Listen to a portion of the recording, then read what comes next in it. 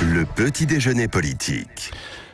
Le petit déjeuner politique ce matin à 7h46, c'est Alexis Corbière, député La France Insoumise de Seine-Saint-Denis et porte-parole de Jean-Luc Mélenchon. Bonjour Alexis Corbière. Bonjour à tous, j'espère que vous allez bien. Confinement oblige, oui, confinement oblige, hein, évidemment, nous sommes par téléphone. Comment vous le vivez, vous, d'ailleurs, en un mot, Alexis Corbière, ce confinement ?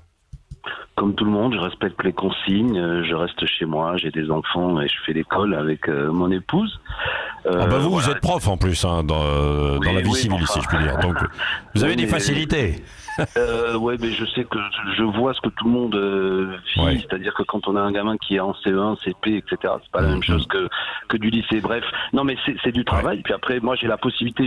On va en parler. Vous savez, moi, je suis un chanceux, je peux faire du télétravail. Mais n'oublions pas que beaucoup d'ouvriers, d'employés sont sur le terrain.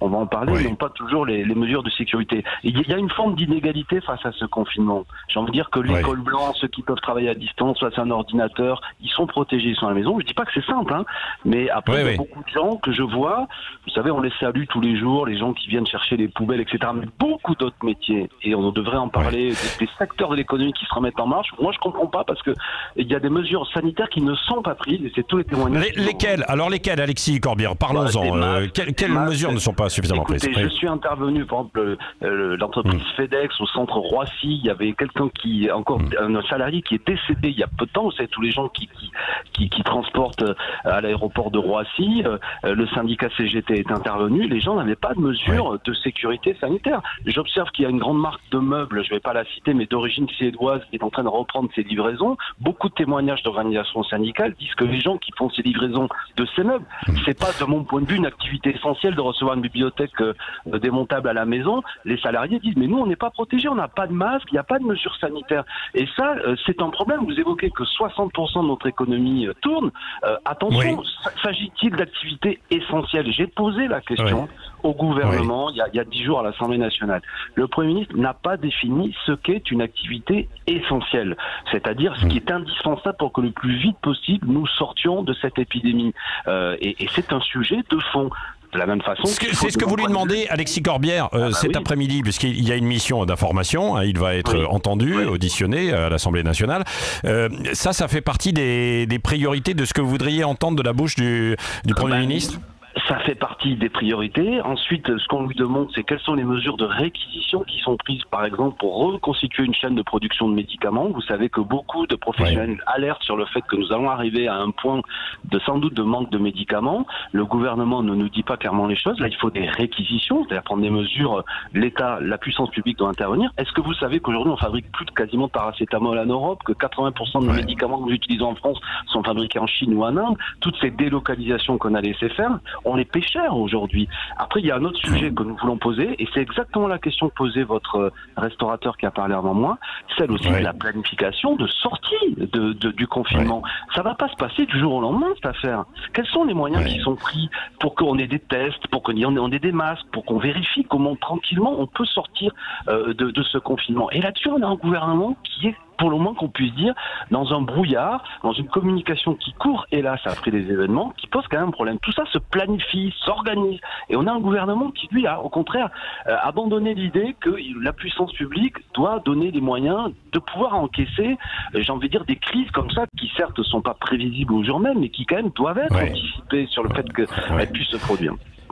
Et pourtant, Emmanuel Macron a parlé hier de souveraineté nationale. Vous avez dû avoir les oreilles qui ont sifflé quand il a évoqué ce mot. Oui, c'est-à-dire que, bon, vous savez...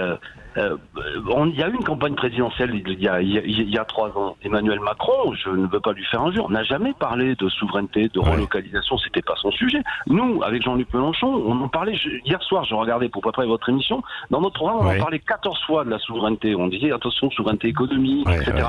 Lui, Macron, le mot n'existe pas dans son programme. Alors, tant mieux qu'aujourd'hui, il s'aperçoit du caractère grotesque de la situation.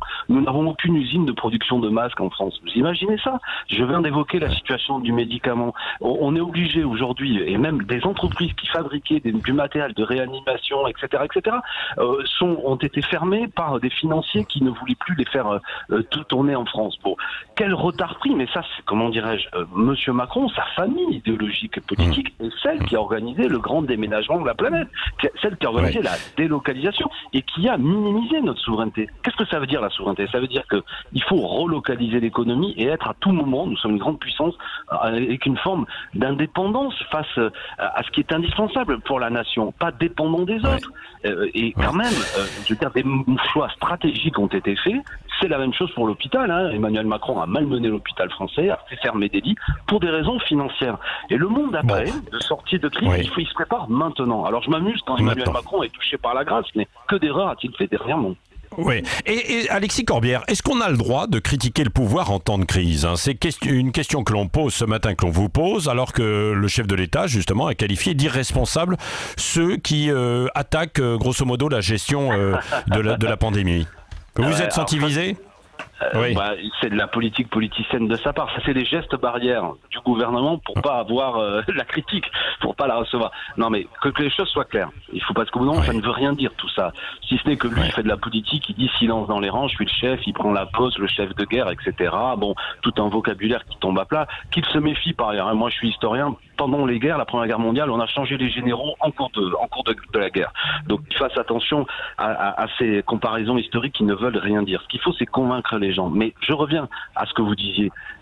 Évidemment, il faut respecter les consignes de sécurité. Moi qui suis un responsable politique opposant à Macron, je soutiens, je relaie partout où c'est possible comme député le fait qu'il faut rester à la maison, etc., etc. Mais ceci dit, nous sommes une démocratie et nous restons une démocratie. Qu'est-ce que c'est que cette histoire? Qu'est-ce qu'il veut dire Emmanuel Macron? Que je n'ai pas le droit d'interpeller sur où en sommes-nous sur les masques, où en sommes-nous sur les tests, sur le fait qu'il faut réquisitionner, sur le fait qu'il faut préciser quels sont les secteurs essentiels de l'activité économique qui doivent tourner et ceux qui doivent s'arrêter. Je dois me taire parce qu'il faut leur faire confiance. Mais enfin, il y a 10 jours, Patrick Roger, il y a 10 jours de ça, nous avons interrogé le ministre Véran sur les masques. Il disait qu'ils n'étaient pas nécessaires. Ils expliquaient même, Sibeth Ndiaye, porte-parole du gouvernement, a dit que le problème des masques, les Français ne savent pas les porter. Aujourd'hui, ils ont changé d'opinion. Tous les 3 jours, quasiment, ils changent d'opinion. C'est quand même le rôle de l'opposition, au sens large, d'interpeller parce que c'est souvent utile, parce qu'ils se sont trompés, parce qu'ils ont menti aux Français, parce qu'ils ont mal prévu, parce qu'ils ont démantelé l'hôpital. Ils ont fermé depuis 2017 4200 lits à l'hôpital. C'est pas moi, c'est pas Mélenchon, c'est pas l'opposition, c'est eux. On a le droit de leur dire, on a cessé de vous répéter, attention, l'hôpital public français est en danger avant même la crise. Vous avez vu toutes ces manifestations, vous les avez relayées à votre antenne. On leur a dit, à travers le mouvement des Gilets jaunes au sens large, ce pays, la puissance publique est à plat. On a délocalisé, il y a des régions entières où des usines indispensables sont parties. Ils n'en ont rien eu à fiche. Donc aujourd'hui, on est quand même en droit de poursuivre ce dialogue, de le faire intelligemment pour que ce soit utile à s'en sortir, mais de préparer le monde après. La pire des choses, ce serait de se dire, une fois qu'on est sorti de la crise, tout continue comme avant. Non, parce que ça coûte très cher. Hein. Moi, souvent, on m'a avancé l'argument. Est-ce que c'est complètement utopique de parler, pourquoi pas, d'un gouvernement d'union nationale aujourd'hui? Ou est-ce que c'est prématuré et que ça ne sert à rien, Alexis Corbière? C'est des formules pièges. Si le gouvernement d'union nationale, c'est-à-dire on se met tous ensemble, même des gens qui ont des opinions contradictoires, ça va tirer à Dia, c'est un peu absurde. Après, je pense qu'il faudra un gouvernement, comment dirais-je, politiquement de rassemblement pour mener une autre politique avec des vraies ruptures du point de vue du productivisme, du point de vue de cette financiarisation de tout. Nous, on est ouvert à ce qu'il se rassemble le plus large possible sur des questions sociales, écologiques, démocratiques. Mais ça se fera pas avec ceux qui ont détruit l'hôpital public, on va pas le reconstruire.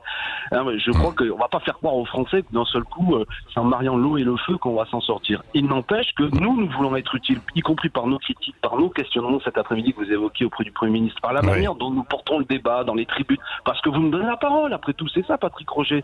Vous imaginez que le président de la République vous dise, arrêtez de faire taire, faites taire, pardon, ces bavards, ne donnez plus la parole à l'opposition, ce serait horrible. Non seulement on aurait la crise des coronavirus, mais en plus une forme de censure antidémocratique. Surtout venant de la part de gens, je le répète, qui n'ont pas de leçons à donner parce qu'ils nous ont pas beaucoup marqué pour l'instant par leur clairvoyance. Alexis Corbière, question avec Cécile de Ménibus. Cécile. Bonjour Cécile. Oui, bonjour. On estime entre 5 et 8% des élèves qui ont disparu des radars, c'est selon Michel Blanquer. Est-ce que c'est un problème finalement d'anticipation ou c'était inéluctable, vous qui êtes prof d'histoire? Moi, j'ai envie de dire qu'on est tous confinés dans nos inégalités et que je suis persuadé que ces 5 à 8% sont souvent les gamins des familles les plus en difficulté, ceux qui sont nombreux à la maison, ceux qui n'ont pas les moyens de travailler, ceux qui n'ont pas l'ordinateur, ceux qui ne permettent pas de faire ce suivi.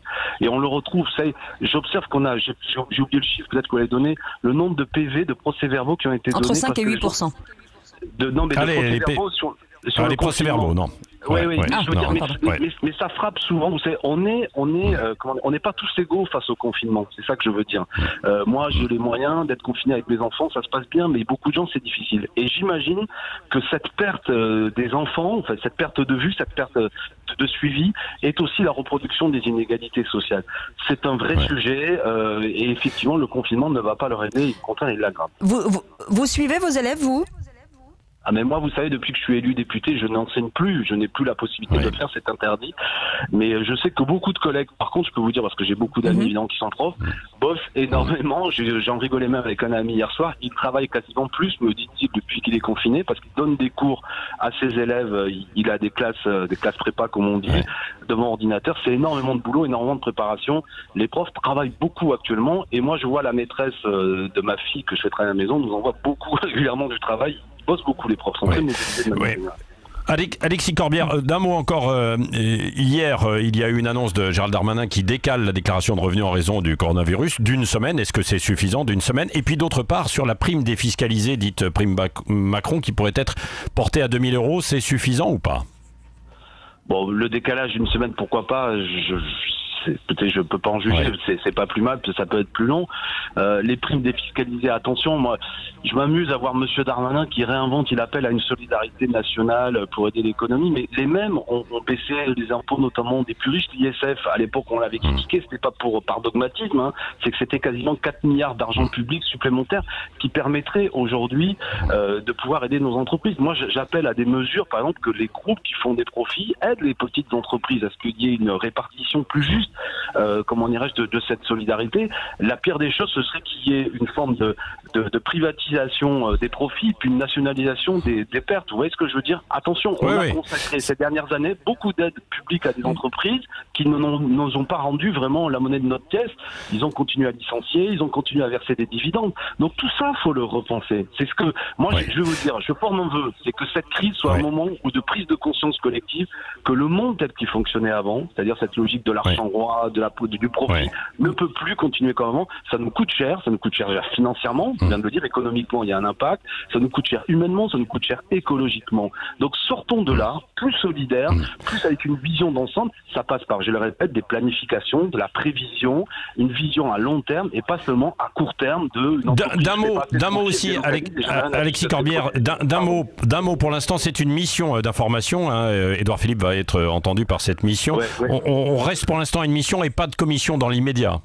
Pas de commission d'enquête. C'est une astuce de la majorité, c'est qu'une mission d'information, c'est eux qui la dirigent. Il va de soi qu'il y aura, comment dirais-je, des comptes rendus, des comptes qui doivent être demandés une fois qu'on sera sorti de tout ça. Que les choses soient claires. Il y a des responsabilités. Mais pas maintenant. Déjà, on n'a pas les moyens parce que cette mission d'information nous coupe l'herbe sous le pied en quelque sorte. Vous savez, cette majorité continue à être très politicienne à l'heure actuelle. Mais on va quand même poser des questions à Édouard Philippe, à Olivier Véran. Et je le répète, il va de soi qu'il y a des ruptures politiques qui vont être faites. Le Premier ministre a dit l'autre jour qu'il ne laisserait personne dire que les mauvais choix ont été faits. J'affirme à votre micro, oui, des mauvais choix ont été faits, monsieur Édouard Philippe. Vous devrez rendre des comptes. La situation est grave. Écoutez, une dernière chose. Par exemple, le Premier ministre a menti en disant que nous étions tous d'accord pour organiser les élections. Je pense à ce détail-là. Il n'a jamais posé la question aux partis politiques. Il les a réunis le jeudi avant le premier tour des élections. Il n'a pas posé la question. Moi, j'étais troublé au soir, samedi soir, à la veille des élections, je ne savais plus quoi faire. J'ai dit, on va quand même pas les annuler le soir en interne, mais jamais le choix a été fait. Donc, vous voyez, il y a une volonté d'embobiner tout le temps les choses, de dire qu'il ne faut pas les critiquer, qu'ils n'ont plus des bonnes mesures, qui est assez déconcertante. Mais on en parlera après. J'invite chacun à respecter surtout les consignes de sécurité, à être solidaire. Ça doit être un grand moment de solidarité. On appelle des amis, des plus âgés, des fragiles. Franchement, c'est ça qu'il y a à faire aujourd'hui. C'est ça qui est important aujourd'hui. Merci Alexis Corbière, député de la France Insoumise de Seine-Saint-Denis et porte-parole de Jean-Luc Mélenchon, d'avoir été l'invité ce matin de Sud Radio.